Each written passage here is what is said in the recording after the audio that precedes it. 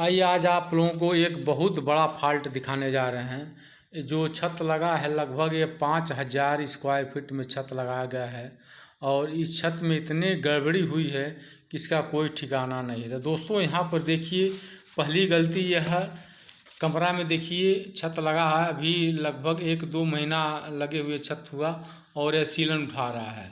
अब बताइए मिस्त्री साहब कौन सी तकनीकी से जो लगाए हैं कि छत अभी ही ज़्यादा दिन नहीं हुआ और सीलन उठाना शुरू कर दिया।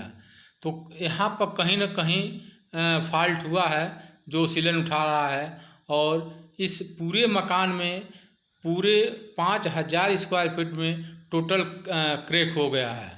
अब बताइए मिस्त्री साहब कितने होशियार थे, उन्होंने कैसे कौन सी तकनीक अपनाई और इतना बड़ा गलती हुआ। देखिए यहाँ पर इन्होंने पूरा छत क्रैक कर दिया है। देखिए हमने सर्वे किया, सर्वे में पाया कि इन्होंने 3 गलतियां की है। मिस्त्री साहब हैं जो 3 गलतियां की है। देखिए यहाँ पर क्रैक जो मारा है, यहाँ फैन बक्सा है। इन्होंने लगभग छत की ढलाई जो 5 इंची से कम नहीं होनी चाहिए, ये इन्होंने छत की ढलाई 3 इंच 3.5 इंच कराई है। पहली गलती तो यही इन्होंने की है कि 3 इंच और 3.5 इंच की ढलाई की है। अब बताइए फैन बक्सा जो 3 इंची का होता है वो कैसे ढकेगा। यहाँ पर देखिए इन्होंने ढलाई कराई है।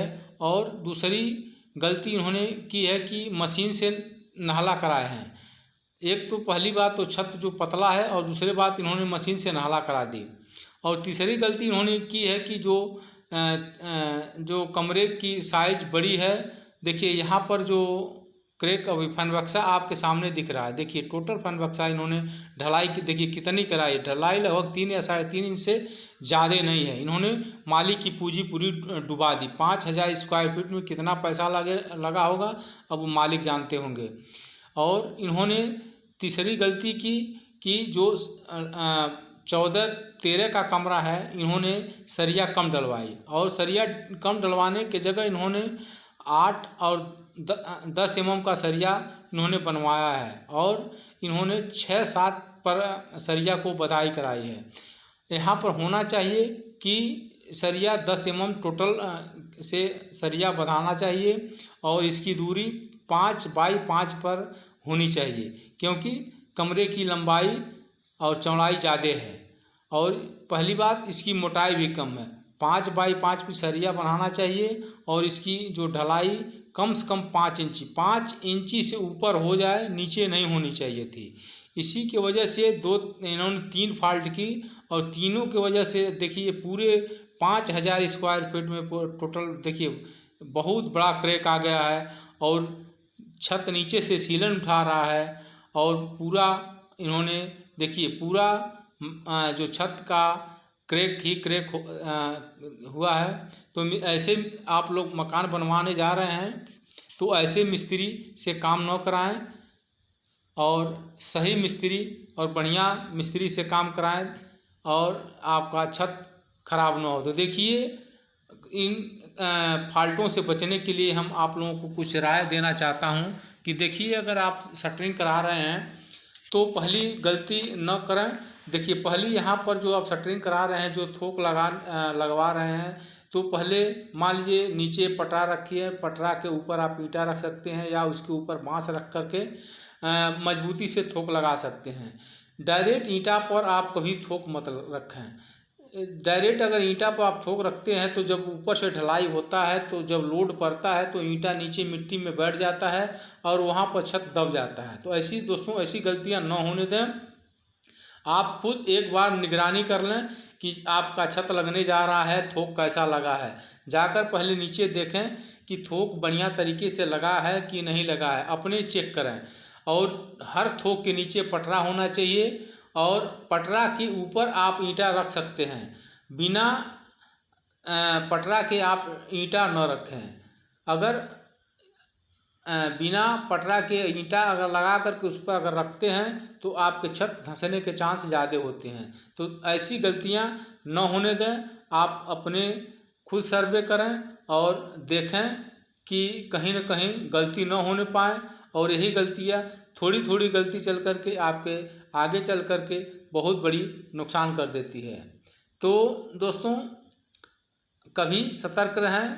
अब देखिए मान लीजिए थोक यहाँ लग गया है और जब मान लीजिए यहाँ पर शटरिंग हो रहा है, शटरिंग जब फाइनल हो जाता है तो आप पहला काम करें कि लेवल निकलवा लें। लोग मिस्त्री साहब लोग कहते हैं कि चलिए सरिया बंधा जाएगा तो लेवल निकलेगा, तो वहीं जा कर के फॉल्ट हो जाता है। पहले मिस्त्री का कहना न माने, अपने दिमाग लगाएं और पहला जो होता है कि शटरिंग का सूता बांध करके बढ़िया तरीके से लेवल निकलवा लें। बढ़िया तरीके से जब लेवल निकलवा लेते हैं तो आपका छत जब ढलैया होता है तो नीचे से बहुत सुंदर और बढ़िया आपका छत उतरेगा। और दूसरी बात है कि आप दीवार जुड़वा रहे हैं तो दीवार में ढाल ना निकलवाएं। दीवार में अगर ढाल निकलवा देते हैं तो आपका छत जब लग जाता है तो नीचे से जब छत फूलता है तो आपको छत देखने में, जैसे एक तरफ ढाल और एक तरफ ऊंचा, तो छत देखने में भद्दा लगता है। तो ऐसा गलती न करें। आप अगर ढाल लेना हो तो आप नाला कराते हैं तो उसमें मसाला से आप ढाल बना सकते हैं।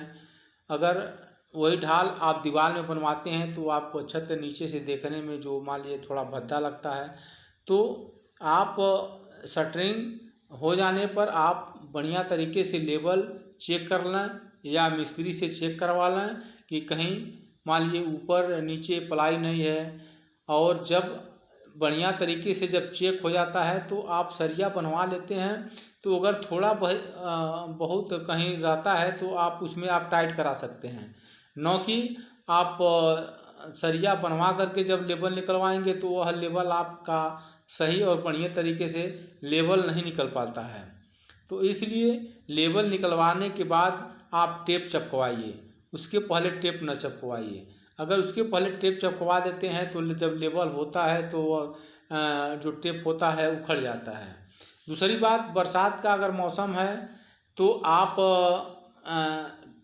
फेविकोल से टेप को न चपकवाएं, क्योंकि बरसात के समय में वह जैसे कि छोड़ देता है। आप कभी सुलेशन लगवाइए। सुलेशन लगवा करके अगर टेप चिपकवाते हैं तो आपका कितना हो, अगर बारिश होता है 1-2 दिन 4 दिन या 1 हफ्ता अगर लगातार भी अगर बारिश होता है तो वह टेप उखड़ता नहीं है। जब वह टेप उखड़ता नहीं है तो आपका जब छत पड़ता है तो वह जैसे कि पानी नीचे की तरफ नहीं छूता है। जब पानी नीचे की तरफ नहीं छूता है तो आपका जो छत का बहुत सुंदर और प्लेन आता है। वहीं अगर वह पानी चू जाता है तो वहाँ से पानी निकलने पर मान लीजिए वहाँ थोड़ा भद्दा टाइप हो जाता है। तो आप बढ़िया से टेप को सुलेशन से चिपकवाएं और बढ़िया तरीके से कराएं और लेवल निकलवाना, उसके बाद छत लगवाएं। तो आपका छत का मजबूती जो बना रहता है। आप सरिया अगर बनवा रहे हैं तो सरिया किसी जो इंजीनियर के राय से बनवाएं या जो कोई पुराना कॉन्ट्रैक्टर हैं उनसे राय ले लें, या जो 25 साल 30 साल के जो मिस्त्री हैं अनुभव, आप उनसे राय ले लें। अब पुराने जो मिस्त्री होते हैं उन लोगों को बहुत बड़ा अनुभव होता है और फॉल्ट नहीं